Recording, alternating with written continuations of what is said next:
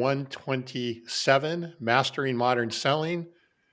Carson, great to see you again. Brandon's sick. So we got the three of us together last week. That happens every, I don't know, 6 weeks or so, it seems like. But once in a blue moon. When the planets align, we all show up. That's right. But yet again, we have another great guest, James Buckley. As we were talking before, James is a little bit of a shy, introverted guy. Yeah. So we're gonna have to really. We're gonna have to just pull. Yeah, we're gonna have to pull stuff out of you, James. But we're Sorry gonna about that, guys. Yeah. So, hey, before we start, as usual, want to thank Fist Bump, the sponsor of the show, and they take care of all the production work, and that's all right. Yeah. So here's to Brandon and the Fist Bump team. So again, they do a great job of all the production and putting all this together and finding these amazing guests for us that are on this. Right. On the show. So, hey, we've talked a lot on this show, James, about the value of live shows, podcasts as a key strategy of mastering modern selling. Yeah. I think you have taken it to another level, and we're very interested to dig into that. But before we do, I guess start off by telling everybody, if they don't know who you are already, who you are, your background, and I'd love to hear how you think modern selling has changed. What does it mean to do modern selling, especially over the last couple of years, post-COVID, all that stuff? Yeah. All right. So let's come back in time with me. I'm so shy. Here we go. Yeah. All right. So I'm James Say What Sales Buckley, and I say inappropriate things for a living. That's what I tell people. But really, I host a show called Sell Better. We are a live daily sales show. Check us out, sellbetter.xyz.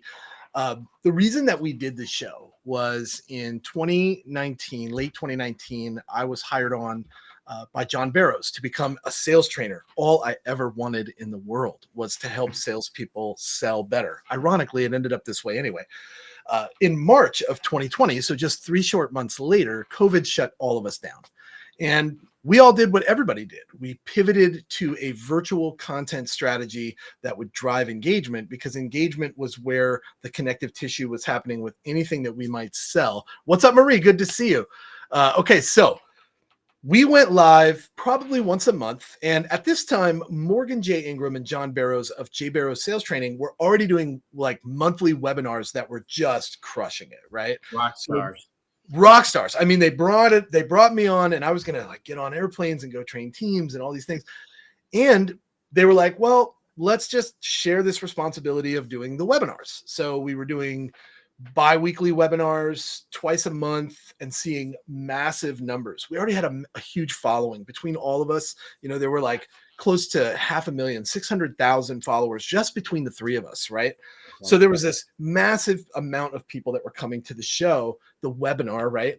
And then this idea hit us. What if we just did this all the time? And, because we can't get on airplanes and we can't go train these teams because everybody's scared of COVID. We don't know what's going to happen from this.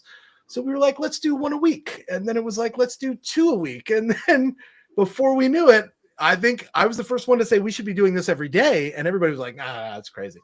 And then our CEO, now our CEO, Christopher Merrill, says, we're going to go every day. We're going to do the live Sell Better daily sales show. And even John at that time was like, no freaking way, man. This is never going to happen. You can't sustain this.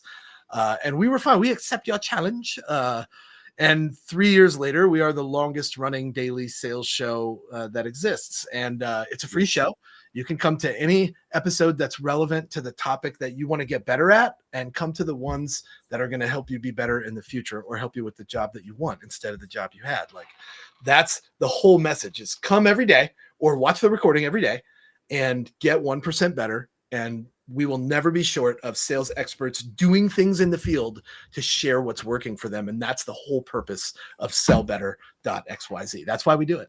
That's pretty incredible. I'd love to get a case study of the people that have been with you through the whole journey and how they've gotten 1% better every day. Tom, do you think you could just go every day all out like this?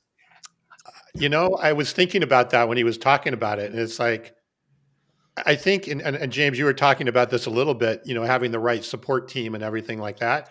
I think if you have the right support team, the answer would be yes. Yeah. Because and tell me if I've got this right, James, we all put meetings on our calendars. We block out times on our calendar or whatever, an hour a day, or you do 30 or 45 minutes. I think if you were prepped and it was just on the calendar in some sort of predictable way, it would start to become I'm going to use the word habit, but it's going to be something that you're just used to doing day in and day out. And it doesn't feel like such a burden. You're right about that in a sense. So I'll put it in a couple different ways here. Yes, muscle memory kicks in after you've done it for 6 months. But I couldn't do this without Vicky, without Maria, without Kevin, without Chris, without all the Suze Brosnan, right? All the people, the 7 of us, 8 of us, Will Aiken, Jed Marley, we are all part of Sell Better. It's not me that's live every day. It couldn't be. I can't be the James show. I'm not for everybody, right? We have other hosts with other vibes, other personalities that step in for me and do that, right? The same, or for the show, right? Like just for them. When it comes to the flow, I think when we were going bi-weekly, when we were going every week, once a week, we were slowly starting to develop a process. But when we poured the gasoline on it and said, let's do this every day and let's monetize through sponsorship and great partnerships of tech and solutions and services that sell to salespeople, like that was the eye opener for us. No, like these people shouldn't have to pay $80 or $100 to come to this session. It should be free for them because they're in the trenches every day on the front lines. And you know what? It turned out their leaders came to the show too. Just today, I think we had 130 plus people in the room, over 700 people registered for today's show.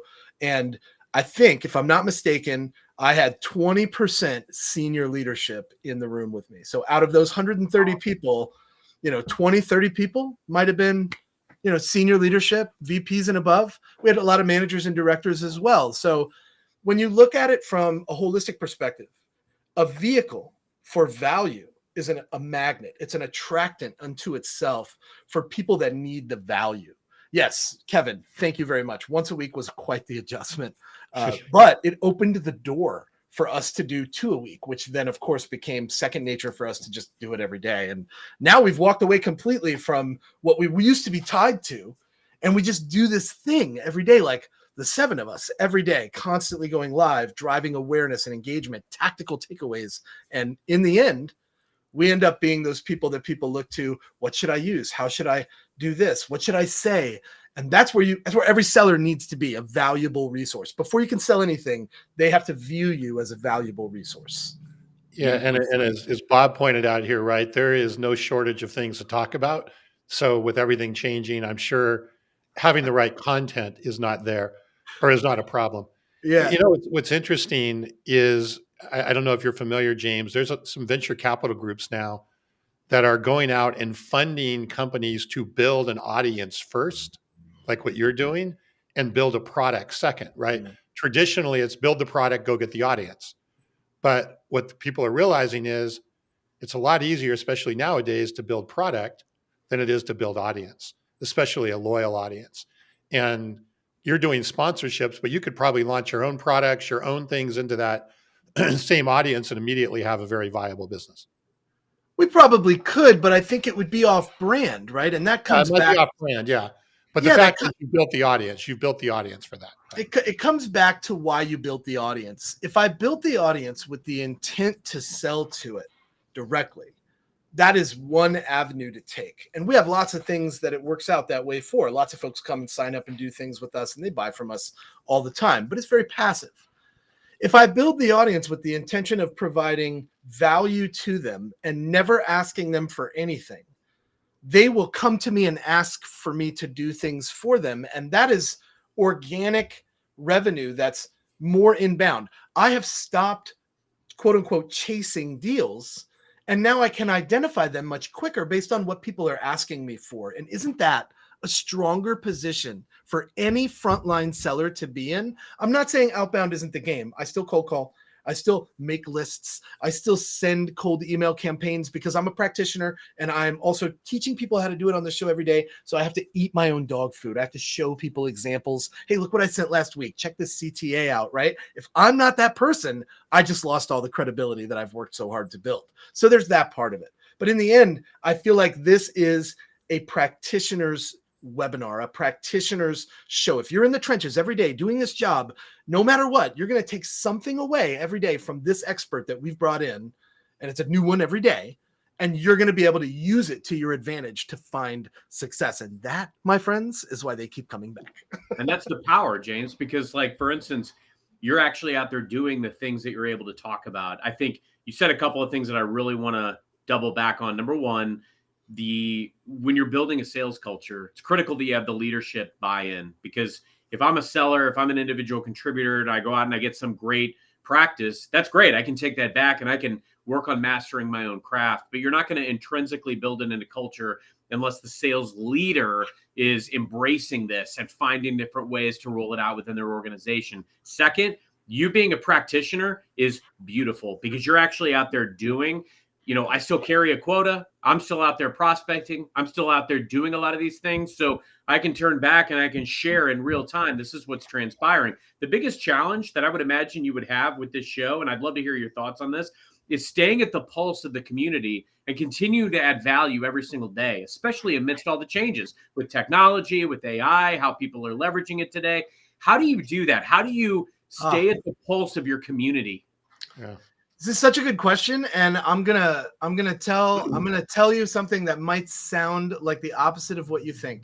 I don't have to stay on top of it because the guests that we bring to the show, they're on top of it. All I have to do as a host is ask the right questions. I have to pull, like you're doing with me, right? You're asking all the right things, pulling all this conversation out of me. Both of you are gifted hosts for that reason. I think we have a misnomer in the space, and that is that sales is sales and marketing is marketing, and those two things are very different. It's not true. In fact, you're probably being compensated for the same things. New strangers that didn't know we existed before, and now they do, and now we have to find some sort of connective tissue so that we can have a legitimately relevant conversation between this person that provides and this person that's either exploring, researching, or they're literally shopping for what I do. And that's why we got connected. But that right there is where the value of the host lies. So how do I stay on top of it? Well, there's a plethora of tools out there, no shortage of tools to use. If I want to know what the hottest outbound strategies are in 2025, I simply have but to ask ChatGPT to tell me. And it's probably going to give me the top 10 skills that salespeople have in 2025.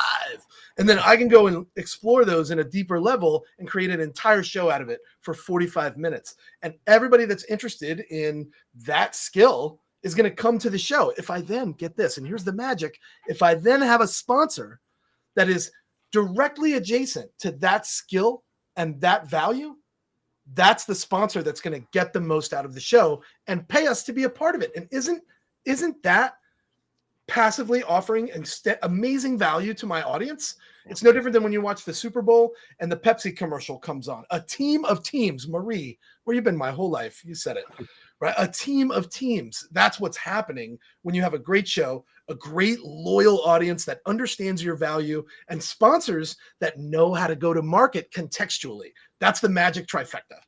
Wow. So, the way you run the show now, we were chatting beforehand, you use Zoom. You don't use LinkedIn Live like we're doing here or whatever. You're using Zoom. So people are pre-registering. So you're getting the names and so forth prior to the thing, which I'm sure the sponsors like and want to get as well as you do, right? Now you have actual, and that's one of the challenges we run into is on any given day, if it wasn't for all the great people commenting, we wouldn't even know sometimes if anybody was there with some of the analytics that we get or don't get. Yeah. But then do you take it and take the audio and turn that into a podcast that you can listen to every day? Is that kind of, what's the We sure repurposing do. strategy? We sure do. Thank you so much, Tom, for calling attention to the multiple channels, right? Listen to me. Every top seller is, I love you too. Every top seller is also a mini marketer. We know how to brand ourselves. We know how to create. We know how to use hashtags effectively, even though that's, old school stuff. They still work. SEO is still a thing. We know how to use paid ads to boost our reach. $8 will get me 2,000 views. Who do they work for? Can I cross-reference them with LinkedIn? This is modern selling 101. How do I create buzz? And if I can create enough buzz, how do I sift through all the bees that are buzzing and find the ones that are most likely to buy from me? That is a stronger strategy than sitting around twiddling your thumbs, waiting for that lead list to come from marketing that has email addresses on it that are like screwoff@nevertalktome.com. You're never going to get a response from that email, but you might get a response in a DM on Instagram from that dude that was like, this is a great sales tip, James. I need to get better at this. Carson, I know you have a question there. I can see your mind going.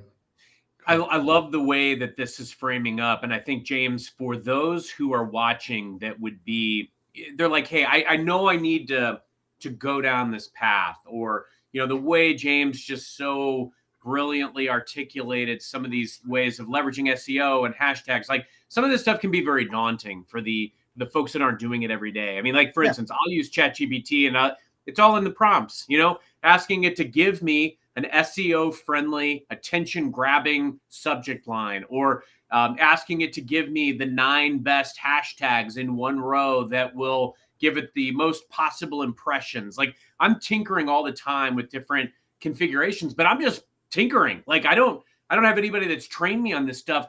How have you learned? Are there any great resources? And then if somebody's sitting out there like, man, where do I even begin doing some of this stuff? What are your thoughts? So I do have quite a few resources. I would recommend that everybody go follow Jed Marley on my team, because Jed is the king of practical application when it comes to solutions like ChatGPT, any solution, sales enablement solution, or a point solution that has an AI component. Jed, this young man is amazing. He does incredible stuff on screen, so you can see the actual practical application of these things. I'd also say that you should check out Will Aitken. Will Aitken creates incredible videos, kind of in your face stuff that feels simple, stupid. When you read it, you're like, oh. When you see the video, you're like, oh, like, of course we all do this. This is terrible. Why do I do this? But you see yourself in those things. And he's extremely funny. So you'll get a lot of entertainment out of that.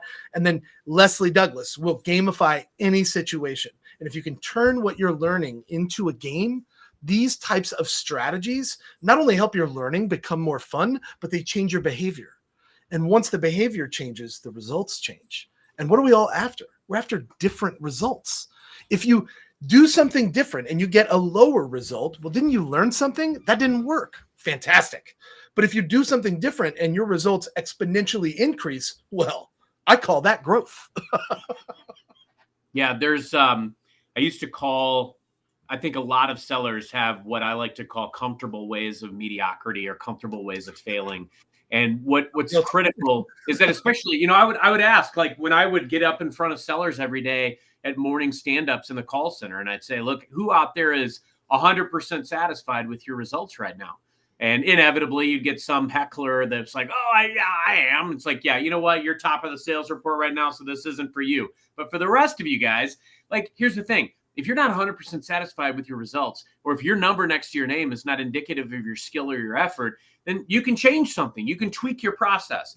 And the other thing too is a lot of people will try something a few times that sounds fundamentally better, but because it's an uncomfortable muscle, they'll try it a few times, they fall on their face, and then they go back to their comfortable way of mediocrity.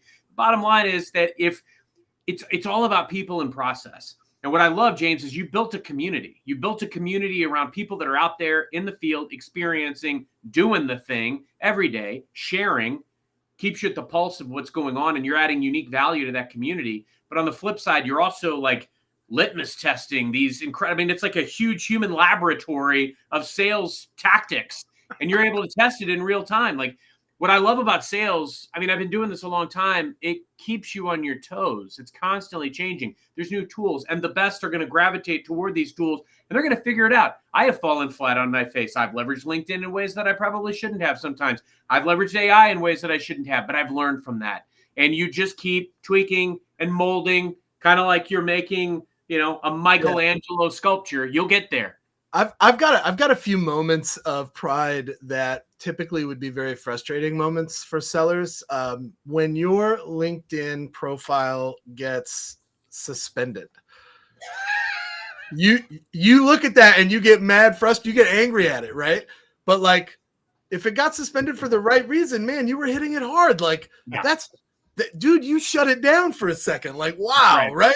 I was once served with a cease and desist. And like I was a little bit angry that I got served because, we had a good conversation and, I was like 86 emails deep, whatever. Right. But like when I got that, even the people in the room with me, because we're all in like a big call tank, and like I got applause. Everybody was like, "Oh, that's a moment of press, a first for me." And when you see that kind of stuff, like part of you wants to be upset that you were served with a cease and desist or that your account was suspended. The other part of you, though, later is like, man, I was really hitting it hard, and they questioned whether or not I was using AI because I sent so many DMs that day. Whether or not you copied and pasted is an ethical question, but let's talk about that later. And I think a lot of us have been there at some point, right? I mean, ideally you've tried and you've kind of broken the mold. I wrote an article about that recently where, there's a lot of folks that lean into the comfortable and they're not willing to do some of the outside the box stuff. And don't get me wrong, sometimes you'll do it and it might get a negative response from 1 out of 100 people or something along those lines. It doesn't mean you completely shut it down. It means you revisit it and you might do it a little bit differently. If I said no, or if I, backed down every single time somebody told me, hey, don't reach out to our C-suite, or, hey, don't, we're not doing this project or whatever it is. Like if I just stood down, I'd have a lot less deals and success in my history. And so you have to find these ways of differentiating. I work in cloud and technology. People can buy cloud and technology anywhere. The differentiator is the unique value that my team can bring, the community that we build, the passive education that we provide. And these are things that literally anybody can do. So I challenge everybody to kind of look at how do you break outside the mold and create something new to really add unique value for your customers. So I'll give you a strategy that I've used for many, many years. Make a list of everyone that says no to you. And I know that sounds crazy. Everybody has a list of people that said yes. They usually follow them on LinkedIn just in case they move jobs, right? If you make a list of everybody that says no to you, not only will that list be massive compared to the list of people that said yes to you, but if you occasionally go back and see if those people still work at that company months later, chances are good they don't. Might as well prospect that company all over again, because they probably have someone new that took that place of that person looking to make an impact in their new role. And that's where you can come in.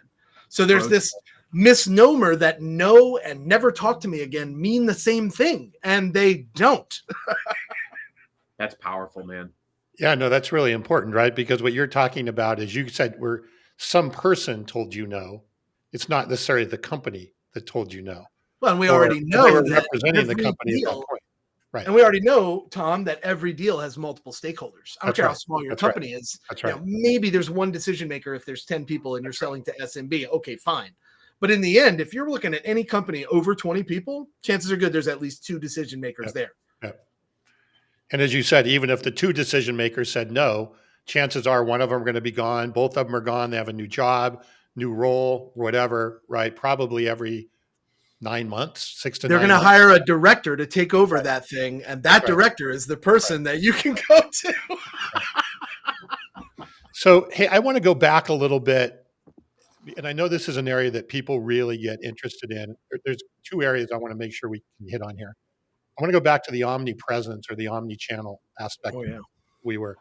So everything, and correct me if I'm wrong, James, but everything starts with the daily show, right? And you said you do 30 minutes on Fridays and Mondays, 45 minutes on Tuesday to Thursday. That's right.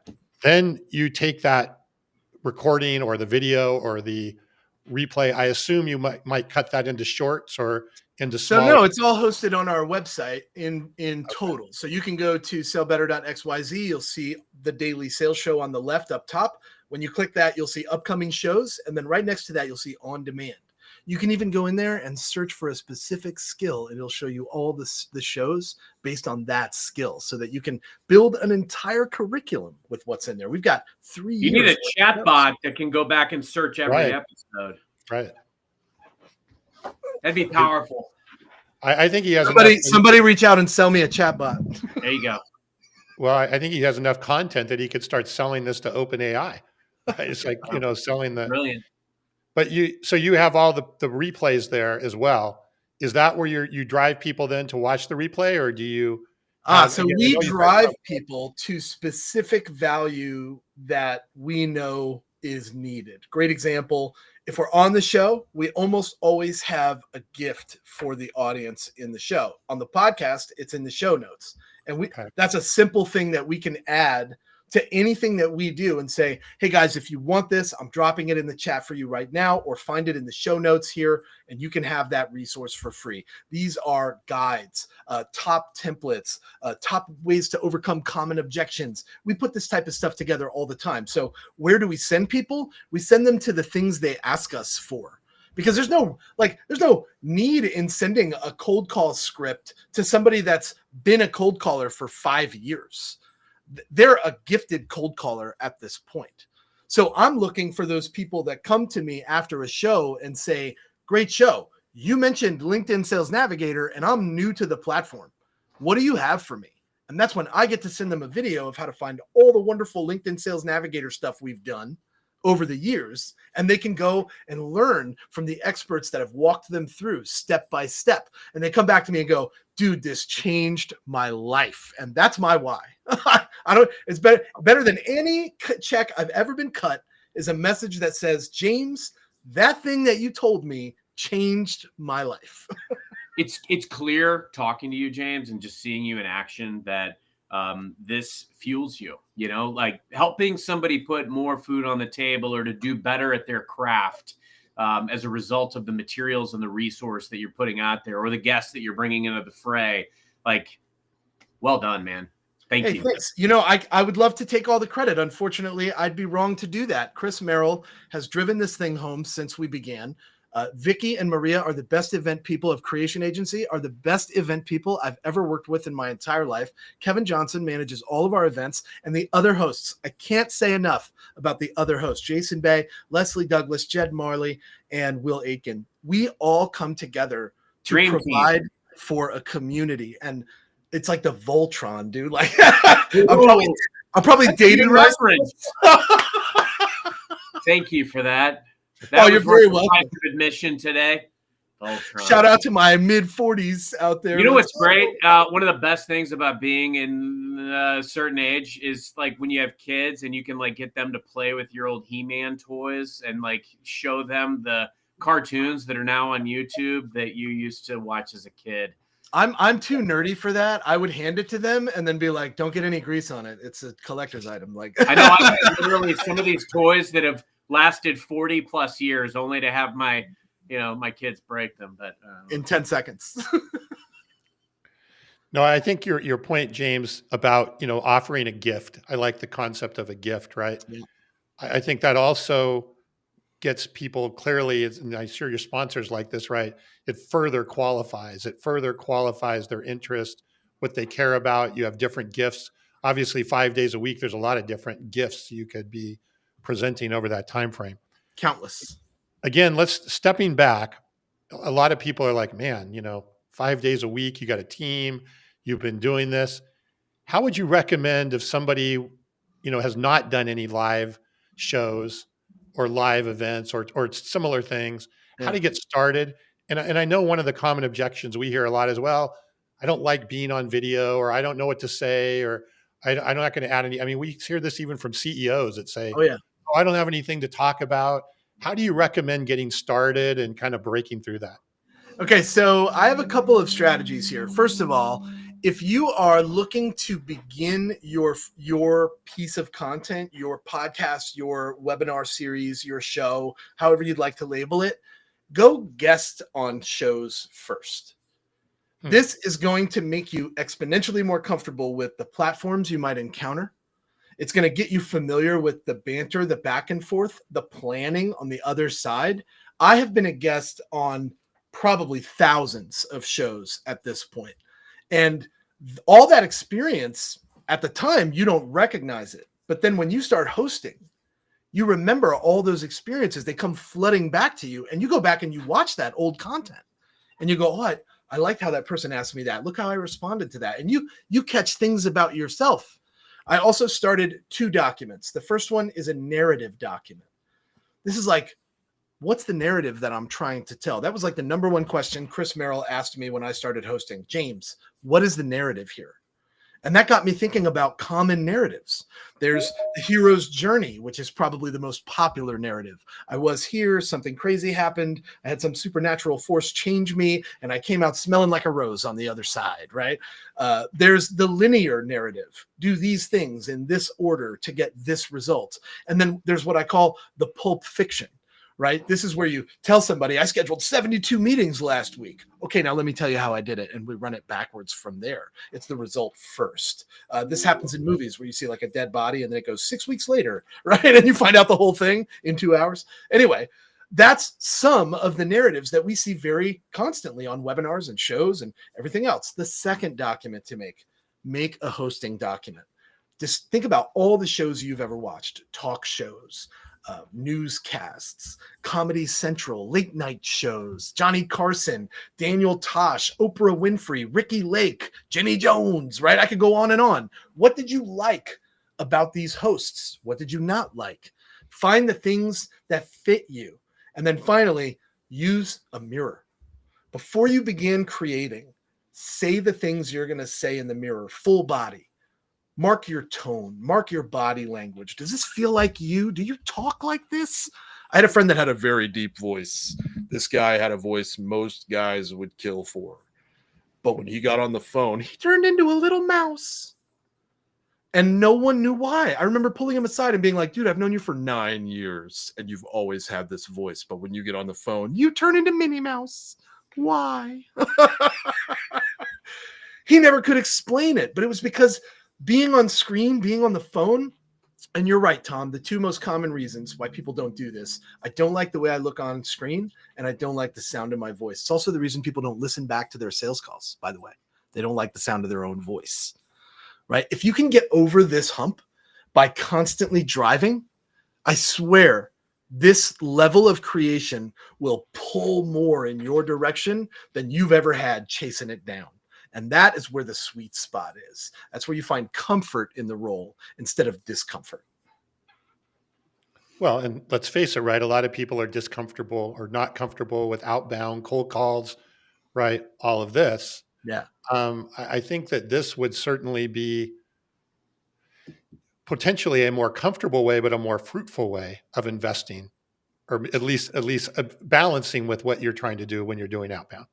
I think a special salesperson is able to do cold outbound successfully right now. A very special salesperson can do this. Most salespeople are quite gifted with connective tissue, warm outreach, familiarity. This lessens the stress for them as a seller. It doesn't excite them like it does a good cold outreach person. Cold outreach people, man, I get excited about talking to strangers. And if you think about that, it's against everything we've ever been taught. Go back in your mind. Everyone that's in the room, go back in your mind and think about your parents. What did they say? Don't talk to strangers. And whatever you do, don't get in the car. Those are the two things we're told our entire lives. And then when you're 17 years old or 16 years old, in some states you're 15, and you have your parents' signature, you get your first job. And I don't care if you're standing behind a counter, taking somebody's order, or if you're bagging their groceries at 15 years old, you are talking to strangers. That's your first job. Sorry, you got to do it. When you join a sales role, now we add the element of not only talking to strangers, but getting in the van for the candy and the puppies. That is a scary thought for anybody because we are wired as children to not do this. This may be the most entertaining episode ever. James, how do we get people to embrace the discomfort more? I think for me, it comes down when I'm meeting with my team, or even just for me personally, it came to, you've got a decision to make. You've either got to accept mediocrity or lackluster results, or not getting that promotion, or not maximizing your paycheck, or you've got to just make the decision that I'm going to do whatever it takes to win. And it's not comfortable. Like you made your suggestion earlier, and I was thinking to myself, like, man, the list of no's, my gosh. Like, and I even had this thing a few years back where I had 1 year ever in my entire sales career that I did not hit my number, one. And I could tell you the reasons why I felt like it was unfair, but that's neither here nor there. the manager that I had that year, they wrote this appraisal on me that we had 4 appraisals during the year. There was 3 quarterly, and then there was an end of year. My 3 quarterly were good. And then my end of year one, I mean, it was clear they wanted to just claim that I was the worst thing on the earth. I kept that appraisal and I reread it because it was like it formed this chip on my shoulder and lit a fire in me. I came back and I bounced back and I studied every single thing that had worked the prior year, but I also studied all the things that didn't work the prior year, and I tweaked or jettisoned every one of them. Like what was taking up all my time that wasn't worth it, that didn't pan out. Everybody wants a piece of your schedule, right? Who's worth it and who's not. And you've got to develop that discipline around your schedule. But like almost how can we capitalize as we're working as individual contributors or even just as coaches of these sellers to capitalize on these discomforts and these rejections and these, not hitting their maximum, their optimum? How can we capitalize on that moment and build these folks up so that they'll embrace the discomfort enough to up level? It's a good question. And I think the best coaches that I am connected to will tell you that they teach people specific skills that are going to make them more comfortable. I'll give you a couple that are common. I often talk about the difference between time management and task management. Most sellers, especially new sellers, bucket these 2 things together, but they're actually 2 very different skills. On one end of the spectrum, there's task management, being able to start something and then finish it and then report back or complete the task systematically. Okay, that's one skill.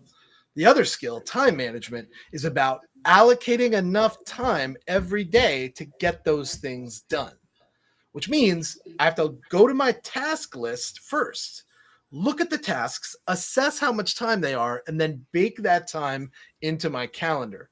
The other thing you mentioned there is people want some of your time. I would ask everybody that's listening to this to drop in the comments, what percentage of time do you spend every day is actual selling time? I'm only curious about this because I know what my calendar looks like. And man, I'm organized. Like it's color coded and it will give you a seizure because there are so much packed into a day. But I get it done. And everyone on my team will tell you, I don't know how he does it all. I don't know how he gets 8 tasks done before 9 a.m.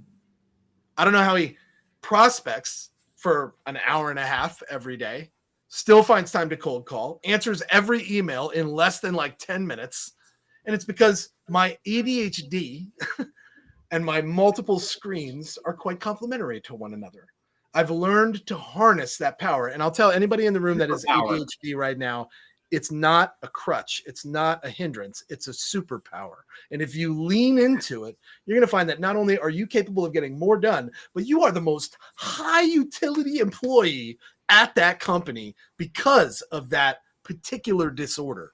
Lean into it and win with it instead of leaning on it when you fail and saying it's because I can't focus. Yes, you can. You can only focus on one thing at a time, though. So just do the one thing at a time and block off the time to get it all done. I promise if you do this and master those 2 skills, time management and task management, you're going to find them working together quite nicely and your life will become easier and you will not be spending every day at work until 8 o'clock at night. You'll be able to disconnect at a decent enough time and you'll come in fresh the next day because you're better at time management. Bravo. Hey, can you repeat that difference again between task and time management? One of them has to do with the systems that are in place.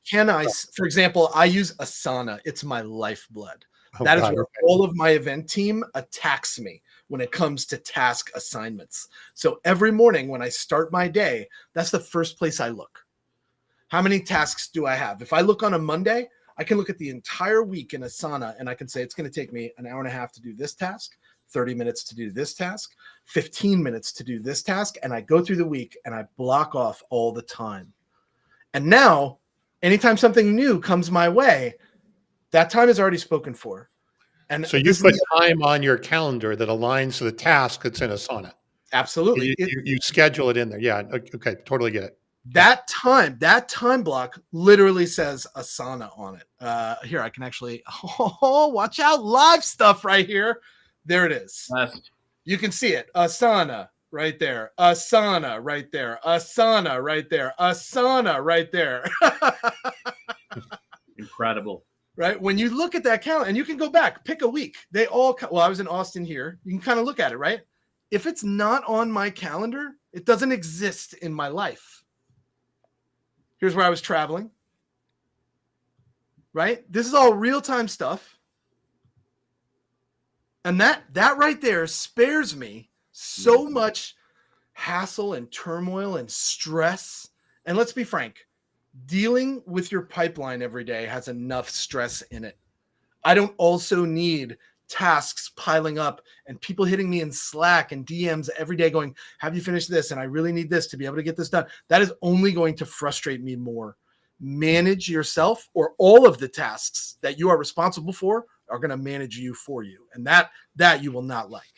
So on that calendar that you were just going through, do you actually, and this actually does tie back, I think, to the topic of the show of what we're talking about today. Does that have on there time for cold calling, or time for outbound prospecting, or time for following up Yeah. on emails, right? Because, it's real easy to fill up our calendar with meetings or even tasks that we have there. Then there's other things we have to accomplish. Some of those are in red, and I usually put them in red. I'll often sacrifice a lunch hour and eat at my desk and then hit the phones because I'm calling the West Coast. They're 3 hours behind me, no sweat, right? I can definitely do it. Some of that will move to the following day, and I'll roll over those tasks to the next because I didn't allocate enough time for it. If you don't build flexibility into your calendar, I promise you it'll eat you alive, and you're going to be so rigid with it, you'll never accomplish things on time. There's a balance. There's a comfortable happy that has to be found in the way that you manage your tasks, your time, your responsibilities, and your pipeline. And all of those things are coming at us every single day. Being in sales in the modern age is not about cold calling, closing deals, and scheduling meetings anymore. It's about being the most high utility rep that you can be to provide value, not just for your prospects and your buyers, but for your company as well. What's the next move for us? If you're that rep, not only are you never going to get on the chopping block, but you're also going to be looked at as somebody that leads the pack, somebody that is actually invested in how we can win. And isn't that our mission to get to the next stage of our professional development? I've often said you cannot grow professionally unless you're willing to grow personally. So if you're sitting here waiting for that promotion, what are you doing personally to earn it? It's a work-life rhythm for sure. And it's, what's fascinating to me is that I've had times where, and I've learned a lot of this the hard way, but I've had times where I was just working myself to the bone, back to back to back, and I was far less effective than when I had lots of space on my calendar to do tasks and to make room, and where I had pinned chats where, the direct people in my sphere, yeah, they can get a hold of me immediately, but the rest of the stuff, it doesn't require or demand immediate attention or response. And I'm probably working less hard, but so much more effective because it gives me the time to take a balcony view of what is the big rock? What are the biggest priorities? What's my daily hit list? I'm in my third quarter right now. So it's the time of year where I've spent all of H1 driving as much pipeline as humanly possible. Now it's execution mode. I don't need to go out and get a lot of net new. I've got to bring this stuff to closure. I've got to look at that list every day. I've got my daily list of non-negotiables that I come up with in the gym, and I get to that list before I touch anything else. And so making sure that you're, taking these big swings and doing the most impactful stuff. My inbox is a little bit more out of control than I would like, but I'm getting stuff done. And I think that's where we have to challenge the comfort level sometimes of sellers who want to be great, because it isn't, you can reach a level of comfort by knowing that you're prioritizing the right things as opposed to feeling compelled to get to everything. I had a mentor that told me years ago, they were like, look, Carson, people are going to reach out to you all the time. And you're going to find that even though somebody's reaching out, if it's like a vendor or a partner or a customer with a simple question that they could probably get elsewhere just by, looking it up online, if you don't get to them right away, a lot of times if you circle back by the end of the day, they found the answer somewhere else anyway. And I found that to be true 99% of the time. It's like, you've got to take care of you, because nobody is going to swoop in and force you to take care of yourself, to be your best version of yourself every day, and to prioritize appropriately. They're just not going to do it. You have to learn how to do it. We are all responsible for our level of success. No one is going to be responsible for that for you. And I tell SDRs that they should become an account executive so they can learn the other side of the quarter. They should become a customer success rep so that they can understand what a bad close looks like. Not countless customer success reps have kicked back deals that are bad fits, and closers have closed them because they can, not because the buyer actually needs what they have, right? And so I tell them, like, see the big picture. That's how people become vice presidents of sales. If you think they become that by constantly moving jobs and going for that shiny quarter at every next role, you're wrong, because that's how they stay an SDR. They become a VP of sales by staying at the same company for a long time and learning it inside and out, like the back of their hand, and helping others win. A second note, you mentioned that when people come into this, I don't think, and I think you're right, we get the job because we need a job. But then we realize the opportunity here is bigger than that. It's a growth opportunity in my life. I spent 15 years in the kitchen. It's 114 degrees in those kitchens. Chili's, Cracker Barrel, Applebee's, you name it, I probably cooked in it. Thousands of plates every night. And when I came into an office and sat down and put my phone in an air-conditioned building and like ping pong tables and bean bags in the SaaS space, I was like, I can't believe this is happening. Like, this is amazing. And it was more money than I ever made, but it wasn't long before I wasn't doing it for the money anymore. I was doing it for the lifestyle I wanted, the future I wanted for my family, right? That's the thing that hits you. And I don't think that every seller coming in as an SDR sees their opportunity. I think they sports medicine degrees, I see that a lot. They don't know what to do with that degree they just got. So they fall backwards into sales. I've never met a seller that I was like, what'd you want to be when you grew up? And they were like, oh, I've always wanted to be in sales. Hey, but then John Barrows wrote that amazing book that I read to my kids sometimes about wanting to grow up and be in sales. You mean that book right there? I read it to my, I kid you not, my 7-year-old has actually requested that book multiple times. I love it. You know, it's a great book, though, and I think it touches something really specific. It touches a few things. Charlotte went out and sold all those cookies, and it was a good volume game for her. But also, she had somebody that she learned was allergic to nuts. So she went back and custom made cookies without nuts so that they could buy what they needed. Man, it's such a simple concept. Yeah. But we take it for granted as tech sellers. I want to sell everybody 10 things because that's what our product does. But really, they only want to buy the one. Let the customer success person do the rest and sell the whole product. You just sell the problem that they have, the solution to the problem that they have, right? But John did a great job with this, and my hat's off to Charlotte. She's such a great kid.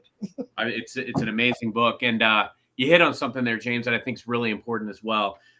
I see a lot of people play leapfrog. You know, they think the grass is greener on another side, especially in the tech sales game. I mean, people bounce around all the time, and they do it thinking that they'll get a higher level, more pay. And you know what? You might in some cases. I've absolutely had people come in over the last 11 years that I've been at Microsoft and have made big overtures to me, offered me a lot more money to go elsewhere. But you know why I stay? For number one, it's the relationships. But number two, it is because over time, you develop this intimate knowledge of the language or the dialect in this case. Like, I could go sell cloud anywhere, but what's amazing, and again, people can buy these services and solutions from any organization, from any seller, but the difference is I have become a value to my customers that is unique because I've been here so long that I have the relationships or the knowledge or the resources that I can bring into any scenario. And I can also tell these customers, if you arm me with what I need, I can go back and I know exactly who to go to. The inside selling, the internal selling is sometimes the most important sale because I know who to go to make them care deeply about what that customer has going on and what's possible for us to do together, or to unlock resources or to unlock investment dollars or funding or whatever it is, discounts. I know how to get what I need to get to make this deal magical for everybody who touches it.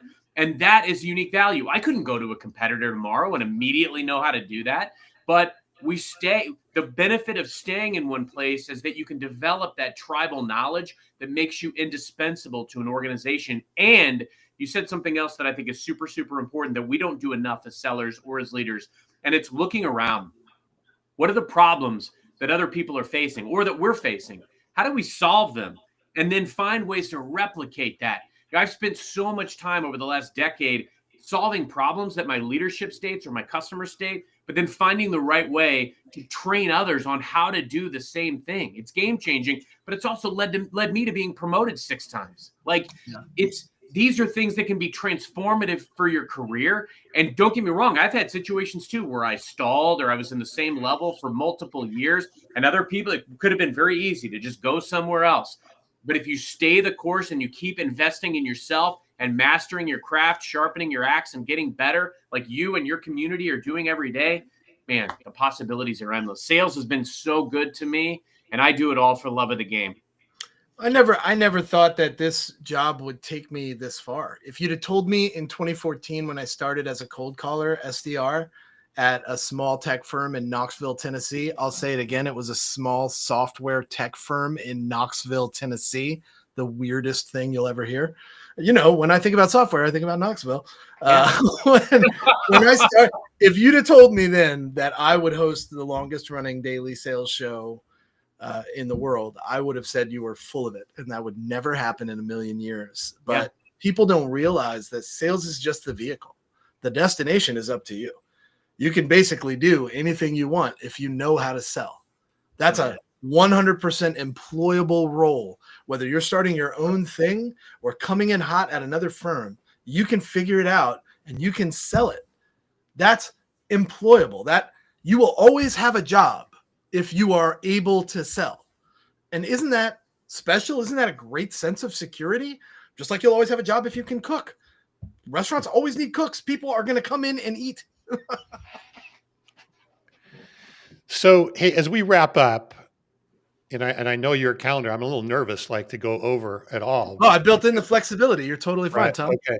But as we wrap up here, James, if you were to kind of pick 2 or 3 things that you've learned, taken away from the last 2 to 3 years of having this daily show that you would have never kind of thought of before and would want to share with somebody, what have you learned or what have been the key takeaways?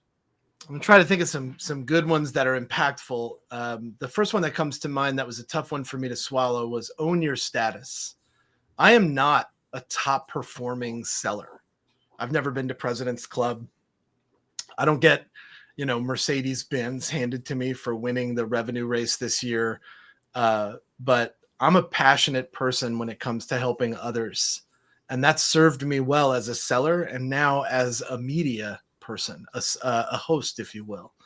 So own your role and your status and don't be afraid of it. It's okay. You can improve. You can change it, right? You don't have to be the top performer every quarter to be valuable at your company. You don't need to feel that pressure. The second thing I've noticed is all of the best sellers that we've had on the show, they test new stuff constantly. They're addicted to stepping outside of what they've been doing for the last 3 days and trying this instead. Because what they want to see is what's going to be the thing that hits hard today. Because tomorrow, all the other sellers in the world are probably going to be doing it and it's not going to work. But if they can be the first to hit on something or find something that's circling back, we've all heard cold calling is dead and, cold email is dead. Nothing dies, right? It all comes back around as the channel of preference. It's just a matter of time. So don't be afraid to step out of the norm, try something different, but be on the lookout for that thing that's coming back around into fashion, because you've got to be able to leverage those trends as they come in and out as like the tide, right? And you never know when something is going to come back into effect. Right now, the phone is really hot because I don't blame a single leader for not answering emails. They are inundated with shit emails from AI solutions that aren't even, there's no effort being made in some of these emails. So I don't blame leaders for that. No wonder the phone is so hot right now. I also think the third thing that I'll give you, the third big takeaway is face your fear. Whatever the fear is, if it's you being on screen, if it's you being, listening to your phone calls, if it's you being criticized for emails that you're writing by your one-on-one, your managers, face that fear, because being able to take that critique and change your behavior and see different results is going to be key for your success as a professional. I don't give a shit what you do for a living. That is true 100% of the time. Wow. Well said. I think those are great takeaways. Those Thank are you. really kind of put the bow on the show. Carson, any final questions before we wrap up here? James, you've done a lot of shows. I'm curious, best questions you've ever been asked or asked that you're That's a good one, particularly too. proud of? It's hard to say. I ask a lot of questions on shows that are tactical related. Sure. So the best ones for me are the personal ones, the ones that I get to say things like, how'd you get here? Tell me the story of how you became who you are today. Or what were you doing before you were a VP of sales at a multi-billion-dollar SaaS industry company, right? Like those types of questions set the seeds. I can't tell you how many A+ sellers, like top performing sellers, will tell me, oh, I was a bartender, or I was a restaurant person, I was a server. Right? Those people make great sellers because they have no fear of talking to strangers. They were bred into it really early. So those are my favorite questions to ask. The best question that I've been asked came to me actually just the other day when somebody said, James, what do you think is changing about the trends in email? And I say that was the best question. It might sound simple, but when I'm interviewing a guest, I never get asked questions.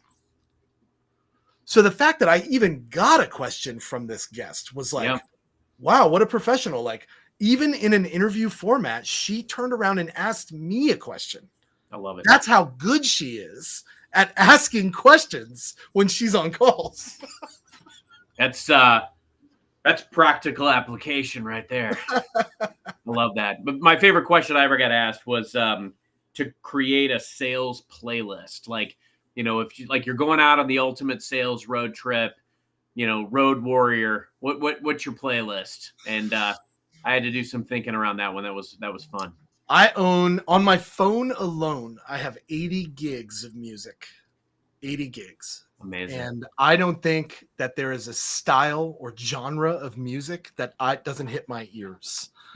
If I couldn't have music in my life, just take me out, man. I'm done. I'm there with you.